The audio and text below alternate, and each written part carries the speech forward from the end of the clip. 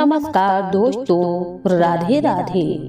आपका स्वागत है आपके अपने YouTube चैनल प्रतिभा की कहानी पर। दोस्तों, आज आपको हम सुनाएंगे ऐसे दो बहनों की कहानी जिसकी शादी एक अजगर से हुई थी। कहानी बहुत ही रोचक है और ज्ञानवर्धक भी। त्रिपुरा के पहाड़ी अंचलों में दो बहनें रहा करती थीं। उनके बालपन में ही उनकी माता का स्वर्गवास हो गया था। उनके पिता पुरोहित थे। उन्होंने पत्नी की मृत्यु के पश्चात दूसरा विवाह नहीं किया।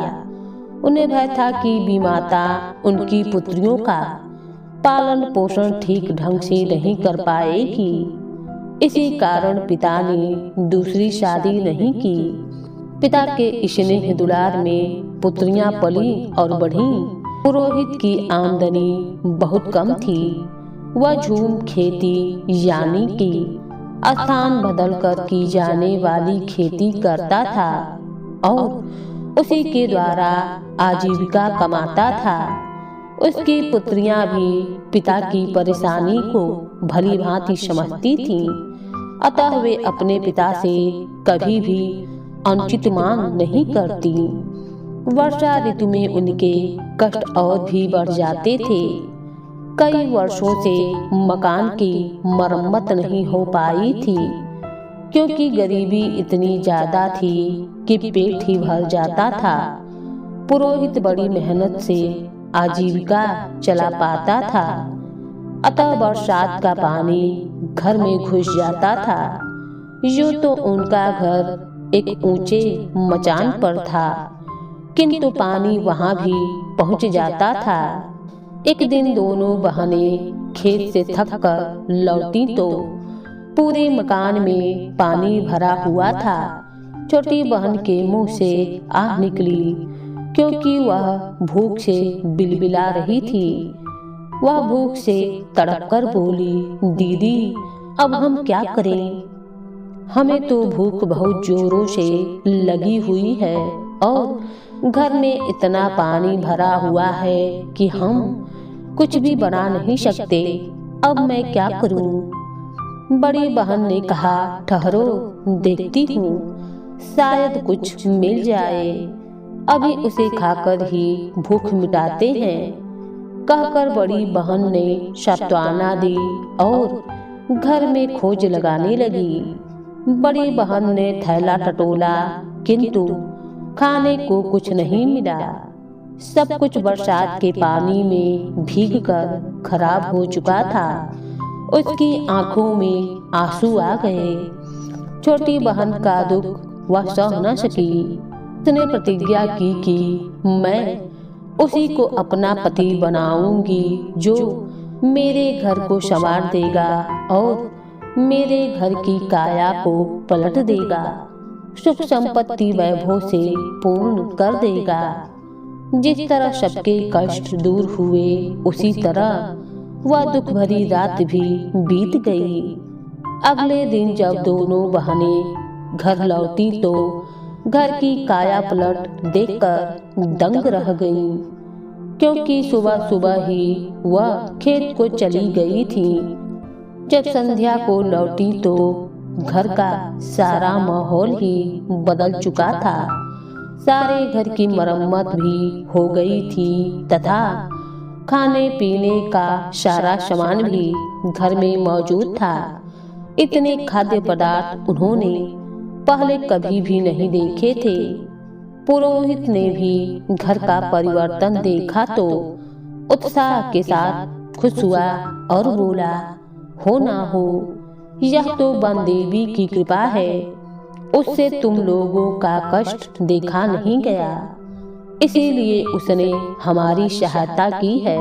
पिता तो निश्चिंत होकर भरपेट खाकर सो गए, किंतु बड़ी बहन उसके अनुमान से संतुष्ट न थी। वह चांदनी रात में बाहर आकर खड़ी हो गई। तभी उसकी नजर एक विशालकाय अजगर पर पड़ी। वह अजगर उनके घर से निकलकर जा रहा था। बड़ी बहन ने उसी क्षण निर्णय ले लिया। कि वह अजगर को ही अपना पति मानेगी, क्योंकि उसे पूरा विश्वास था कि उनके घर की दशा संवारने में अजगर का ही हाथ है। छोटी बहन के लाख समझाने पर भी वह अकेले खाना खाने नहीं बैठी। तब हार कर छोटी बहन बोली, दीदी बताओ ना, आखिर बात क्या है। बड़ी बहन ने सारी बात छोटी बहन को बता दी कि मैं बाहर खड़ी थी और एक अजगर हमारे घर से निकल कर जा रहा था। मेरी प्रतिज्ञा के अनुसार वही मेरा पति है, क्योंकि मुझे लगता है कि उसी ने ही हमारे घर की काया पलट की है। बड़ी बहन के ऐसा कहने पर छोटी बहन ने अपने जीजा को पुकार लगाई, खाना खाने आ जाइए। यह आवाज सुनते ही अजगर घर में आ पहुंचा। दोनों बहनें उसके विशाल स्वरूप से घबरा गईं, किंतु वह शांति से भोजन करके लौट गया। यह क्रम काफी समय तक चलता रहा। एक दिन पुरोहित को पता चला तो वह आग बबूला हो उठा। उसकी सुंदरी पुत्री एक अजगर को पति माने, यह उसे स्वीकार न था।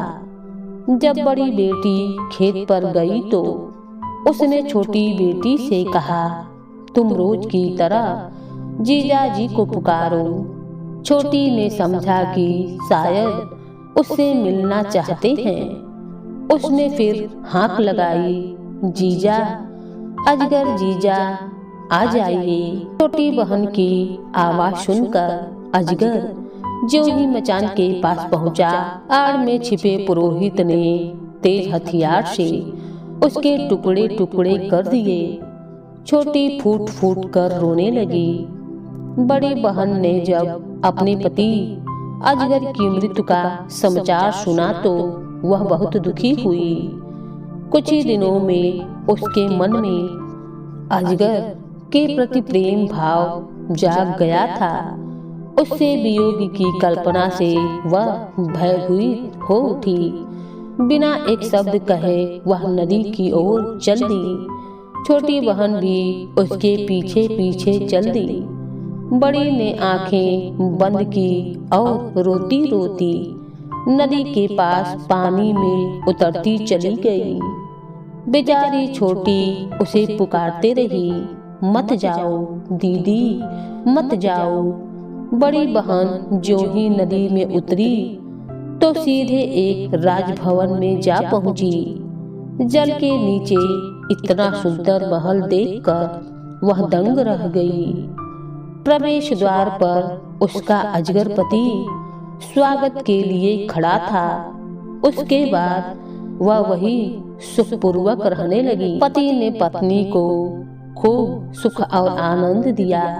एक दिन पत्नी ने कहा, सुनिए जी, मेरी बात मानिए और मेरे पिता और मेरी बहन से मुलाकात करवा दीजिए।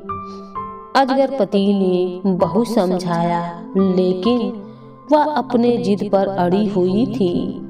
तब उसने कहा, देखो, मैं एक अजगर हूँ। तुम्हारे पिता मुझे दामाद के रूप में स्वीकार नहीं करेंगे। पहले की ही भांति मेरी मृत्यु कर देंगे। वो तो मेरी माँ ने मुझे जीवित कर दिया, नहीं तो मैं तो मर चुका था। पत्नी ने बहुत ही मिन्नतें की। तब अजगर ने कहा, देखो, तुम्हें 10 दिन का उपवास करके भोलेनाथ की पूजा करनी होगी। जब तुम पूजा करोगी तो भोलेनाथ प्रसन्न होंगे और उनके प्रसन्न होने से मेरा शरीर एक राजकुमार में परिवर्तित हो जाएगा और जब मैं राजकुमार बन जाऊंगा तब पिता के पास चलूंगा। अजगर पति की बातें सुनकर पत्नी ने 10 दिनों का उपवास किया और भोलेनाथ की तहे दिल से पूजा की। भगवान ने प्रसन्न होकर उसके पति को राजकुमार बना दिया। जब अजगर राजकुमार में परिवर्तित हुआ तो पत्नी बहुत ही प्रसन्न हुई। दोनों सुखपूर्वक अपने घर की तरफ चल दिए। जब वह पुरोहित के घर पहुंचा तो पुरोहित उसे देखकर बहुत ही प्रसन्न हुआ और बोला, बेटी तुम आ गई, कहाँ चली गई थी और तुम्हारे साथ में यह युवक कौन है? पुत्री ने कहा, पिताजी, जिसे आपने अजगर समझकर मारा था वही मेरे पति थे और आज इस युवक के रूप में वह परिवर्तित हुए हैं। पुत्री की बात सुनकर पिता बहुत ही प्रसन्न हुआ और दोनों को गले से लगा लिया। छोटी भी अपनी बहन को पाकर बहुत ही प्रसन्न हुई। युवक ने अपनी शक्ति के बल पर राजभवन निर्मित कर दिया। अपने साली, ससुर और पत्नी को लेकर सुखपूर्वक अपना जीवन बिताने लगा। धन्यवाद।